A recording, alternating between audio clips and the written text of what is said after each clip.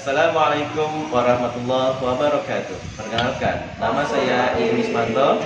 Saya mengajar pendidikan agama Islam di SMK Negeri 50 Jakarta.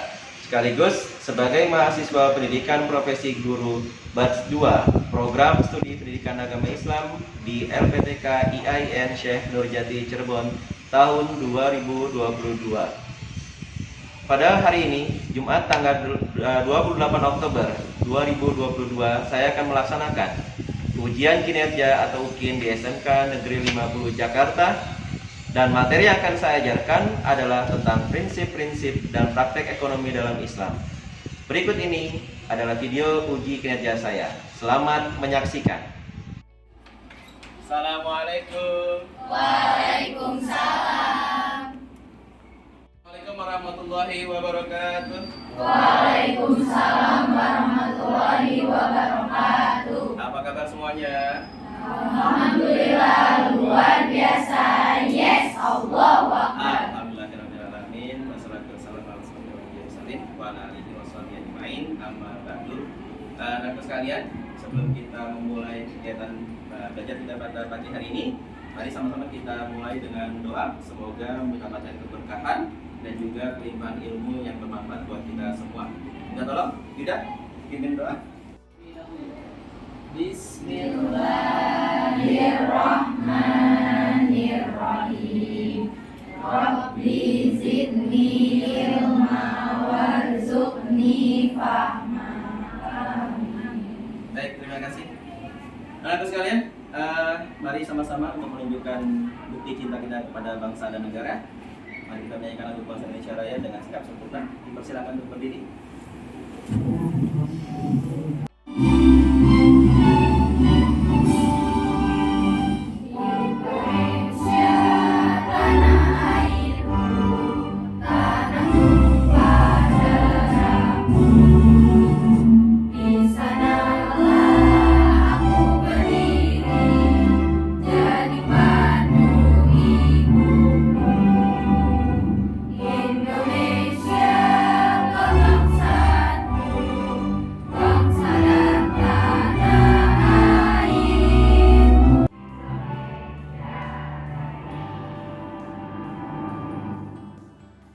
Yang saya panggil menjawab dengan hadir ya.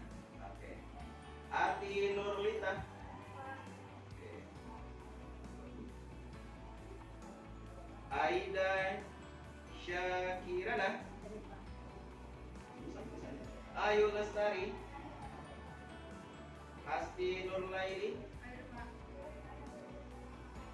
Ahmad Rizky.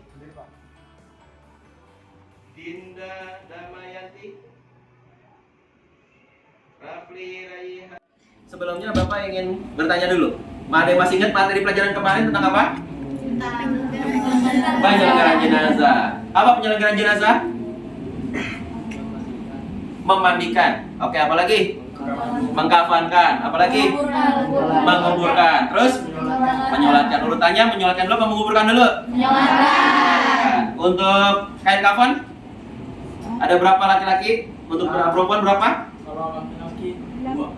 Untuk laki-laki? Dua atau tiga? Tiga. Untuk perempuan? Dua.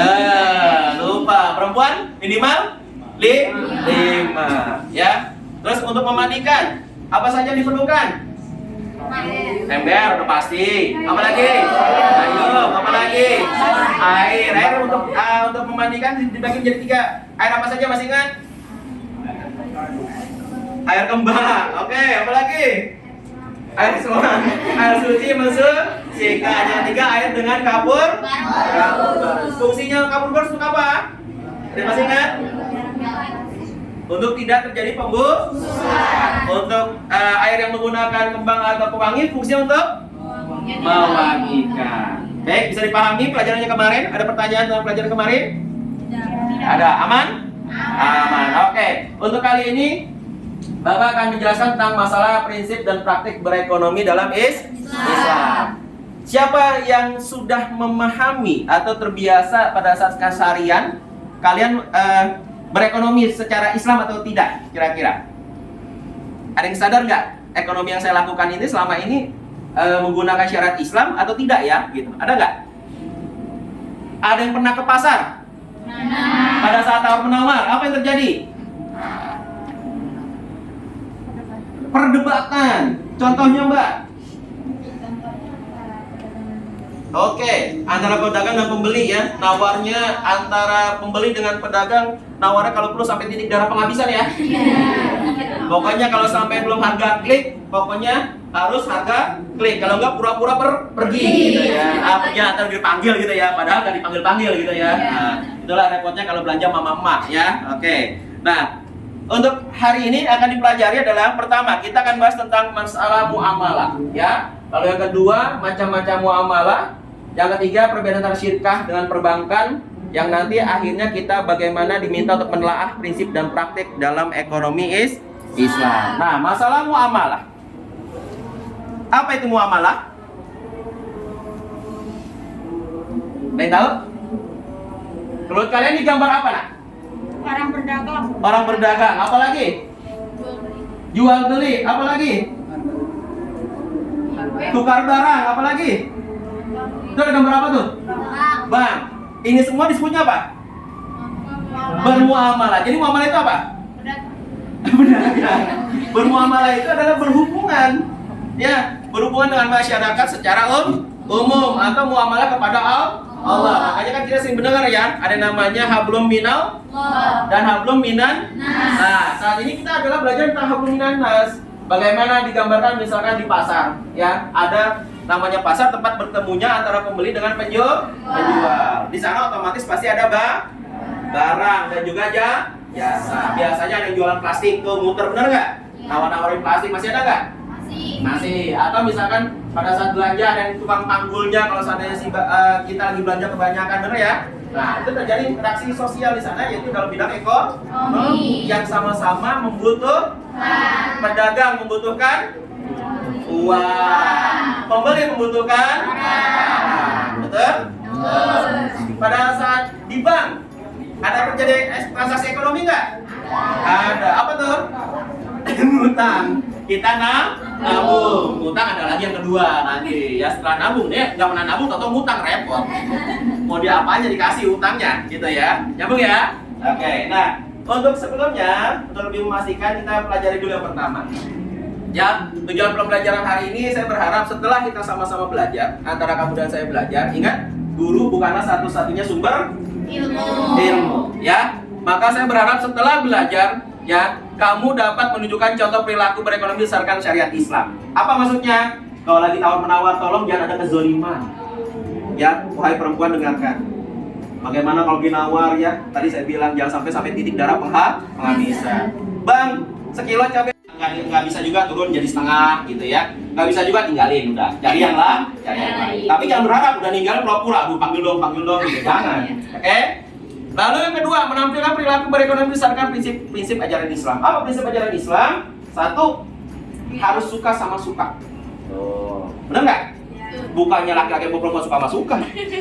Kamu jalan, lihat baju, dipajang, ih suka nih, ngerem kan? Mundur nggak? Mundur. Lihat, tawar-menawar terjadi. Suka apa suka nggak? Kalau misalnya, antara bajunya suka sama kita suka, abangnya suka dengan harganya, terjadi tawar-menawar, maka itu diperbolehkan. Tidak boleh ada paksaan. Ya, makanya kalau kamu jalan ke mall kan suka ada yang nawarin tuh. Boleh kakak, tanya aja dulu kakak, kan gitu ya? Betul nggak? Nah, itu dalam rangka untuk menarik kesukaan. Nggak boleh pas lewat nggak beli benjol. Enggak. Atau nawarinya, boleh kakak, tapi megang golok gitu. Ya boleh kakak, gitu ya. Boleh nggak? Ya boleh, Oke. Nah, yang ketiga, bagaimana nanti setelah belajar itu kita memahami tentang bagaimana prinsip dan praktek ekonomi Islam yang baik dan benar. Tidak boleh ada riba di dalamnya. Contoh tadi masalah utang ya nak ya. Kamu pengen pinjam, temenmu datang nih, gue pinjem dong 100.000. Gak ada nih gue kasih, tapi baliknya 120 ya. Maka 20.000-nya adalah riba. Nah, kalau kita sudah paham pelajaran ini nggak boleh lagi. Nggak boleh apa 120, nggak boleh. Ya 105 lah Pak, gitu ya. Tetap tidak boleh. Karena kelebihan itu jatuhnya adalah riba. Tetapi ketika ada temannya mau nambahin, kita nggak minta nih nambahin. Nih, karena gue ucapan terima kasih sama lu, gue kasih tambahan. Boleh nggak? Boleh, karena kita tidak minta. Yang keempat, bagaimana kamu paham sandaran tentang bagaimana ketika nabung sahnya atau tidak, itu nanti ada dalilnya. Bagaimana nanti pada saat berasuransi kamu, ingat ya, Indonesia harus punya asuransi paling minimal BPJS. Sudah punya semua? Alhamdulillah. Nanti kita bahas tuh. Ya, sebagaimana kita pahami, misalkan pada saat berasuransi kadang-kadang kan ya asuransi apapun itu terkadang ada yang susah untuk diklaim, benar nggak? Ya, atau misalkan kamu masuk rumah sakit pakai taruhlah misalkan asuransi A, ternyata pas sudah masuk rumah sakit digesek, oh maaf Pak belum disetujuin. Nanti sama-sama kita pelajari. Nah, baik, setelah itu saya mohon sekarang bikin kelompok dulu, bikin jadi 4 kelompok ya. Nanti setiap kelompoknya akan membahas terkait LKPD yang saya bagikan, yaitu yang pertama kelompok tentang jual beli, lalu asuransi syariah, yang ketiga tentang riba, dan yang keempat tentang bank. Bisa dipahami? Ya, nanti pertanyaannya di sini dijawab sebagaimana yang kamu pahami. Oke, ada pertanyaan? Tidak? Kuota data ada? Ada? Nggak ada. Baik, nanti bikin kelompok dulu. Setelah itu silakan nyalakan komputer untuk kalian googling pertanyaan atau permasalahan yang saya lemparkan di dalam LKPD ini. Paham? Oke, dipersilakan. Waktu berapa menit? 10, 15? 15, pas? Insya Allah. Baik, dipersilakan. Bentuk kelompoknya. Nah, bisa.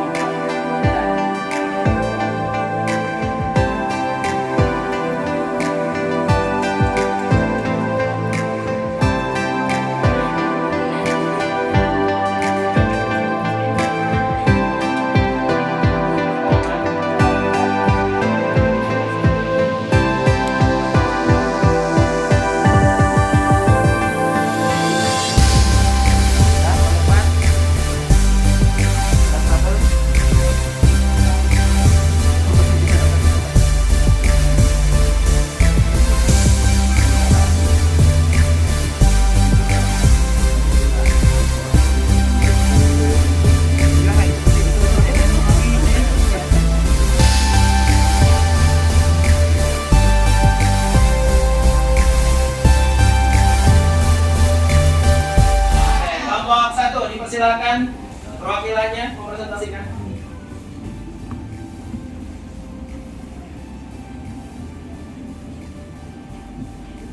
Assalamualaikum warahmatullahi wabarakatuh. Waalaikumsalam warahmatullahi wabarakatuh. Saya Najwa Mawati dari perwakilan kelompok 1 yang beranggotakan Nindika Fitra Permadi, Aida Syakirana Apriliani, Hasri Wulandari, Naila Fitriani, dan Sena Melvia Kurniawan. Di sini saya akan menyampaikan hasil diskusi dari kerja kelompok kami mengenai permasalahan jual beli. Jual beli adalah saling tukar menukar antara benda dengan harta benda atau harta benda dan uang, ataupun saling memberikan sesuatu kepada pihak lain dengan menerima imbalan terhadap benda tersebut dengan menggunakan transaksi yang didasari saling ridho yang dilakukan secara umum. Saya akan mempresentasikan hasil diskusi kelompok kami tentang perbankan. Perbedaan bank syariah dan bank konvensional. Bank konvensional yaitu prinsip pelaksanaannya menggunakan peraturan nasional dan internasional berdasarkan hukum berlaku. Sedangkan bank syariah, prinsip pelaksanaannya berdasarkan hukum Islam dari Al-Quran dan Hadis serta diatur oleh fatwa ulama. Yang kedua, sistem operasionalnya memberlakukan suku bunga dan perjanjian secara umum. Sedangkan bank syariah, sistem operasionalnya tidak memberlakukan suku bunga dalam transaksinya. Yang bank konvensional yaitu pengawas kegiatan diawasi oleh Dewan Komisaris dalam aktivitasnya. Sedangkan bank syariah yaitu pengawas kegiatan diawasi oleh berbagai lembaga bank syariah itu sendiri. Yang keempat, bank konvensional yaitu keuntungannya diperoleh dari suku bunga yang dibebankan pada nasabah. Sedangkan bank syariah keuntungannya diperoleh jual beli, sewa menyewa, dan kemitraan dengan nasabah. Baik, terima kasih. Beri aplaus. Kelompok 3.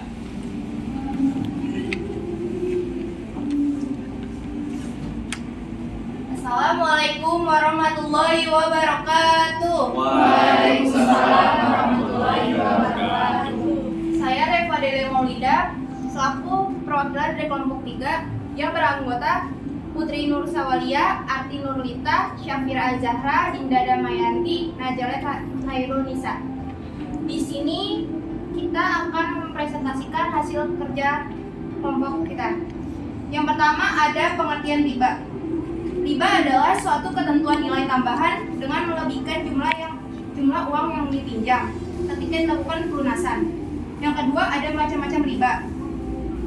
Riba nasiah, kelebihan yang diperoleh dari proses transaksi jual beli dengan jangka waktu tertentu. Contohnya seperti penukaran emas 24 karat yang dilakukan oleh dua belah pihak yang berbeda. Hal tersebut menjadi riba karena harga emas dapat berubah kapan saja. Kelompok 4, kelompok penutup, dipersilakan. Warahmatullahi wabarakatuh. Waalaikumsalam warahmatullahi wabarakatuh. Saya Ahmad Rizky, perwakilan dari kelompok 4 yang beranggotakan ada Yuda Priyatama, Nabila Damayanti, Enggal, Sofiullah, Rapli Raya Jami, Sapa Ayu Indriani. Di sini saya akan menjelaskan materi tentang asuransi. Asuransi adalah suatu layanan produk asuransi yang merupakan kerjasama antara bank dan perusahaan asuransi seperti asuransi jiwa dan pensiun yang memberi perlindungan dan memberi produk investasi untuk memenuhi kebutuhan finansial nasabah bank. Dan jelas ada perbedaan asuransi syariah dan asuransi konvensial. Asuransi syariah dan asuransi konvensial adalah dari konsep pengelolaannya. Proteksi syariah memiliki konsep pengelolaan sharing risk, sedangkan asuransi konvensial menggunakan pengelolaan transfer risk. Sekian dari saya. Wassalamualaikum warahmatullahi wabarakatuh. Waalaikumsalam. Ya, beri tepuk tangan yang meriah. Terima kasih kepada seluruh kelompok yang telah mempresentasikan hasil diskusi dari kelompoknya masing-masing. Bapak perlu jelaskan untuk kait materi hari ini.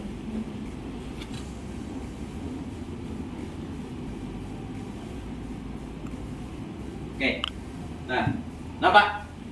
Kelihatan ya? Oke, yang kita bahas tadi terkait tentang masalah muamalah. Apa muamalah di sana? Apa pengertian muamalah? Dari bahasa hal-hal yang termasuk urusan kemasyarakatan. Ya, nah, dalam fikih berarti adalah tukar menukar barang atau sesuatu yang memberi manfaat dengan cara yang ditempuhnya, seperti contohnya jual beli, ya, itu terjadi di pasar, di warung, ya, atau supermarket, minimarket dengan berbagai mereknya, ya, yang saat ini sedang menjamur. Ya, biasanya ada kakak adik tuh, ya, di depan ada yang warna biru kuning, yang di sebelah ada biru merah, gitu ya. Nah, lalu ada sewa menyewa, contohnya apa, nak? Sewa menyewa, sewa ruko, apalagi? Mobil, apalagi? Motor, apalagi? Kontrakan masuk kategori enggak? Iya. Nah, itu juga menyewa, ya, kontrakan atau kantor, ya. Biasanya suka ada kantor yang disewakan. Nah, lalu apalagi upah mengupah, contohnya apa? Upah mengupah, kuli panggul, apalagi? Pernah nggak kamu lagi pulang kampung naik kereta? Ada orang jasa apa tuh? Porter, itu termasuk upah mengupah nggak? Iya. Termasuk karyawan, gaji menggaji itu namanya adalah upah mengupah. Si pekerja diberikan gaji, ya, sedangkan pengusaha memberikan gaji. Lalu pinjam meminjam, jelas ya, ini keseharian ada di lingkungan masyarakat. Oke. Lalu urusan bercocok tanam. Nah, nanti ini masuk kategorinya adalah seperti di daerah-daerah yang masih ada persawahannya, ya, misalkan ada petani penggarap, yaitu petani yang mengandalkan energinya saja, tenaganya saja untuk bekerja, tapi dia tidak punya sawahnya. Paham ya? Jadi dia hanya mengandalkan energinya saja untuk memaculin sawah orang, lalu nanti menanami sampai nanti terakhir akhirnya menjadi panen. Nanti hasil panen itu dibagi antara yang pemilik sawah sama yang petani pekerja tadi, ya. Lalu berserikat. Nah, apa maksud berserikat? Nanti kamu misalkan punya modal, Tapi kamu terlalu sibuk buat ngurus modal itu. Akhirnya kamu taruh di mana biasanya? Yang lagi ngetren? Pinjol. Pinjol. Saham. Itu kategorinya boleh. Taruh saham. Apa lagi? Kira-kira kamu punya modal tapi kamu terlalu sibuk. Pemberian modal usaha. Misalkan tetanggamu ada yang biasa punya kegiatan misalkan UKM ya. Unit koperasi kegiatan yang pokoknya skalanya mikro, kayak misal bikin keripik pedes, tahu bulat digoreng dadakan. Nah seperti itu ya, kamu kasih modal karena dia punya modal tapi punya usaha. Lalu contoh usaha lainnya ya, nanti misalkan tadi simpan pinjam di sini artinya gini. Saya punya emas misalkan 10 gram, tiba-tiba kamu butuh uang, akhirnya saya berikan nih emas yang tadi saya pinjamkan, nanti balikin lagi ya dengan berat yang sama. Pernah nggak seperti kayak gitu? Pernah nemuin nggak ada simpan pinjam menggunakan gitu? Pernah ya? Ada ya? Cuma jangan sampai nanti terjadi riba. Kenapa? Karena harga emas hari ini pasti berbeda dengan harga emas sebelumnya. Ada tidak yang harga emas itu turun? Ada. Yakin? Harga emas tidak pernah turun, pasti naik terus. Nah itu kadang-kadang yang tidak diperbolehkan, meminjam emas harus kembali dengan harga yang baru. Nah itu merepotkan, sama saja terjadi riba. Gitu. Bisa pahami ya? Nah, lalu bagaimana dengan prinsip transaksi yang disesuaikan oleh syariat Islam? Pertama, tidak boleh menggunakan cara-cara yang batil, yang saling menyakiti. Tadi ya di awal, tawar menawar sampai benar-benar nyakitin banget gitu ya, itu nggak boleh. Tidak boleh melakukan kegiatan riba sekecil apapun. Ada yang kalian paham nggak? Riba yang paling kecil apa nak? Pernah ngerasa nggak? Ada? Kamu beli sesuatu, buah ya, paling mudah beli buah. Terus tiba-tiba kamu ambil duluan, padahal belum ditimbang, bang nyobain. Yang masuk sebelum terjadi transaksi itu namanya kategorinya riba. Jadi jangan nyicipin dulu kalau belum terjadi transaksi. Paham? Atau beli cabai, udah lagi timbang nih, bang tambahin bang sekilo, dilempar. Tambahin sekilo, bukan nambahin namanya ya. Maksa. Biasa mama kan suka ambil secomot ya, bang tambahin dikit bang. Nggak bisa bu, ambil lagi. Bang bisa lah, ya ambil lagi. Itu nggak selesai itu namanya ya. Nah, yang diambil tadi buat ditaruh ditambahkan timbangan, maka jatuhnya riba. Pernah nggak kayak kalian lihat seperti itu? Pernah ya. Hati-hati, itu termasuk kategori riba. Lalu tidak boleh dengan cara-cara yang zalim. Kalau kamu jualan, ya, misalkan TV, kalau misalkan pinggirannya sudah rusak, sampaikan ini TV-nya sudah cacat sedikit bu. Kemarin nggak sengaja kepentok tronton. Ya. Kasih tahu cacatnya. Karena suatu ketika pernah Rasulullah, di zaman Rasulullah ada seorang sahabat yang berdagang kurma. Dia ada kurma kering, ada kurma basah, tapi ada satu kotak yang itu kurmanya dicampur. Ada kurma basah, ada kurma keringnya diaduk jadi satu. Sehingga pada saat Rasulullah melihat, wah ini berlaku tidak baik. Namanya curang. Seperti itu. Bisa dipahami? Oke. Lalu, yang keempat, tidak boleh memainkan takaran atau timbangan. Nah, itu ditambahin pemberat biasanya. Yang timbangan juga dikit tau ya. Masih ada nggak sih? Masih ya. Itu kan suka dikasih beban dulu. Wah, abangnya suka bilang, nggak anget nih, anget gitu. Pak, sampai sekarang saya juga nggak tahu anget apaan gitu ya. Tahu kan? Anget. Atau yang kedua, misalkan dengan mengurangi timbangan. Ya. Lalu tidak boleh dengan cara-cara spekulasi atau berjudi. Nah, ini nggak boleh. Namanya goror.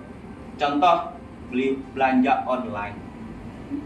Baru tahu kan? Nggak boleh, kenapa? Karena kamu belum menguasai barangnya. Kamu belum tahu barangnya, Pak, kan baca deskripsi. Betul, tapi deskripsi itu 100% benar? Kan ada kejadian, beli mobil, kok murah ya? Cuma 10.000, berarti mobil-mobilan. Ya, terus beli apa lagi di online misalkan, kayak sepatu. Ya, sepatu ukuran 42. Yang datang 39.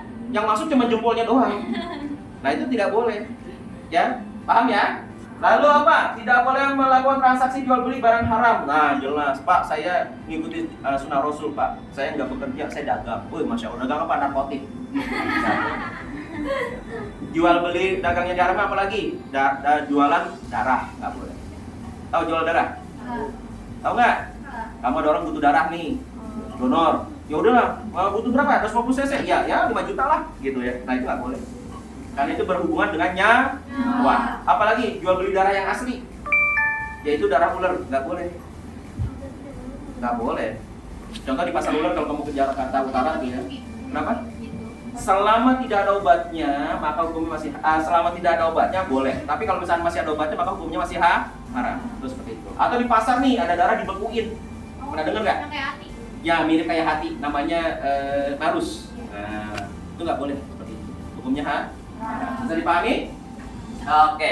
Masalah penyelenggaraan atau prinsip-prinsip ekonomi secara Islam, kira-kira nih ada tidak yang mau menyampaikan apa yang kamu rasakan refleksi setelah kamu pelajari materi saat ini? Ada tidak? Oke, silakan. Sebutkan namanya. Nama saya Reva Delantia. Hari ini saya akan merefleksi pelajaran ini. Dari pelajaran ini saya dapat paham tentang perdagangan Islam. Di sini tuh kita tidak boleh menggunakan cara-cara yang batil, terus tidak boleh melakukan kegiatan yang riba, terus nggak boleh dengan cara-cara yang zaim atau aniaya, tidak boleh mempermainkan takaran-takaran timbangan, kualitas dan kehalalan, tidak boleh dengan cara-cara spekulasi atau berbudi, dan yang terakhir tidak boleh melakukan transaksi jual beli barang beras. Baik, terima kasih. Tadi sudah merefleksi kegiatan hari ini. Betul tadi disampaikan bahwasanya kita setelah mempelajari ini tadi harapan Bapak ya, kalian tidak lagi menggunakan kegiatan yang berhubungan dengan riba ya, tidak boleh menggunakan kegiatan yang menghubungkan jual beli itu dengan aniaya dan segala macamnya ya. Baik, selanjutnya siapa yang bisa menyimpulkan pelajaran hari ini? Oke, silakan Sofi. Assalamualaikum warahmatullahi wabarakatuh. Waalaikumsalam warahmatullahi wabarakatuh. Perkenalkan, nama saya Sofiullah. Saya akan memberikan kesimpulan pada pembelajaran hari ini. Pertama, muamalah ialah kegiatan tukar-menukar barang atau sesuatu yang memberi manfaat dengan cara yang ditempuhnya, seperti jual beli, sewa menyewa, utang piutang, pinjam meminjam, usaha bercocok tanam, berserikat, dan usaha lainnya. Yang kedua, syirkah atau musyawarah, berarti suatu akad yang dilakukan oleh dua pihak atau lebih yang bersepakat untuk melakukan suatu usaha dengan tujuan memperoleh keuntungan. Syirkah ada beberapa macam, yaitu syirkah ringan, syirkah berat, syirkah ujung, dan syirkah mufawadah. Yang ketiga, mudharabah. Mudharabah adalah akad kerja sebuah usaha antara dua pihak, di mana pihak pertama menyediakan semua modal atau syaidul mal, sedangkan pihak lainnya menjadi pengelola atau pengusaha atau mudarib. Yang keempat, musaqah. Musaqah adalah kerjasama antara pemilik kebun dan petani, di mana sang pemilik kebun menyerahkan kepada petani agar dipelihara dan hasil panennya nanti dibagi dua menurut persentase yang ditentukan pada waktu akad. Yang kelima, bank Islam atau bank syariah, yaitu bank yang menjalankan operasinya menurut syariat Islam. Bank syariah menggunakan beberapa cara yang bersih dari riba, misalnya mudharabah, musyarakah, qada'ah, barbul hasan, dan murabahah. Tepuk tangan yang meriah.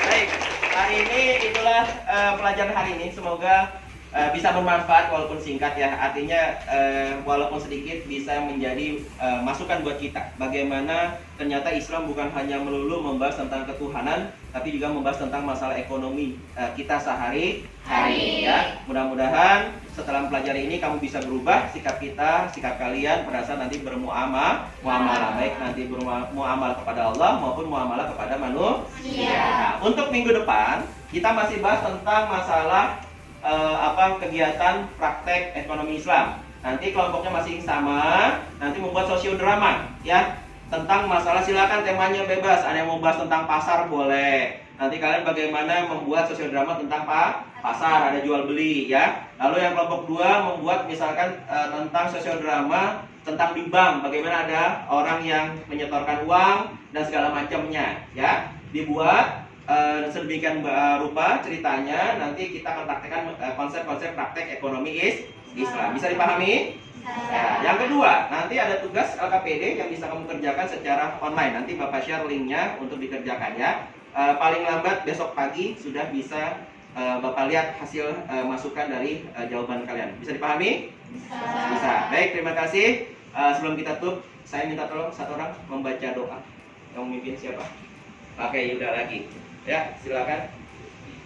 Baik, sebelum kita menutup, mari kita tutup pembelajaran pada hari ini dengan membaca hamdalah, alhamdulillahirobbilalamin, dan doa kafaratul majelis. Subhanakallahumma wa bihamdika asyhadu an la ilaha illa anta astaghfiruka wa atubu ilaik.